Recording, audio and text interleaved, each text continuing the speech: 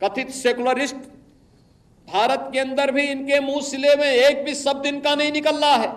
Vote bank की चिंता है, लेकिन मानवीय संवेदना इनकी मर चुकी है कि आध्यात्मिक जगत में पाकिस्तान कोई वास्तविकता नहीं है। या तो उसका भारत में विलय होगा या पाकिस्तान इतिहास से समाप्त होगा, हमेशा के लिए समाप्त होगा।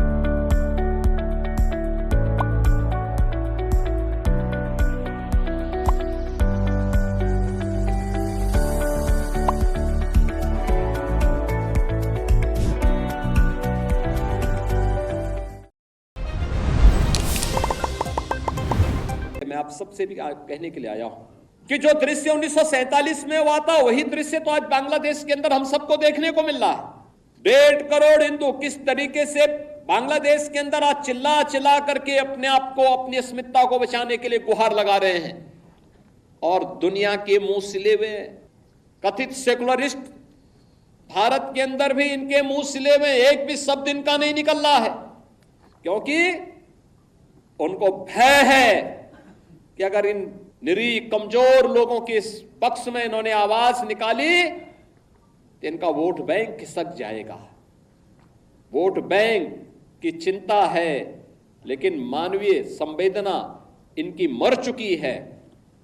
मानवता के रक्षा के लिए इनके मुंह से एक भी शब्द नहीं निकलने वाला है, नहीं निकलेगा, क्योंकि इन्होंने आजादी के बाद लगातार उसी प्रकार की राजनीति को प्रेरित और प्रोत्साहित किया, उसको लेकर के आगे बढ़ते रहे।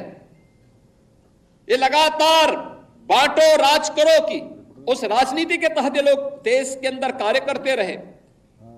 अंग्रेजों से सत्ता इन्होंने उस समय प्राप्त की। ये वास्तव में भारत की सत्ता का नेतृत्व नहीं कर रहे थे, बल्कि अंग्रेजों के ही, ब्रिटिशर के ही मानस पुत्रों के रूप में इन्होंने भारत की सत्ता को उस रूप में संचालन करना शुरू किया जैसे ब्रिटिशर इस देश के अंदर कर रहे थे।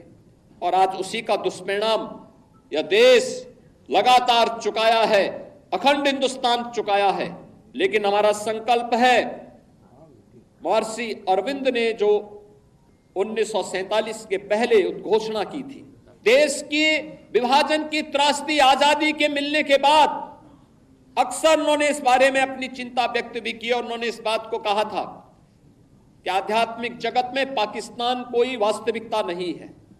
या तो उसका भारत में विलय होगा या पाकिस्तान इतिहास से समाप्त होगा, हमेशा के लिए समाप्त होगा।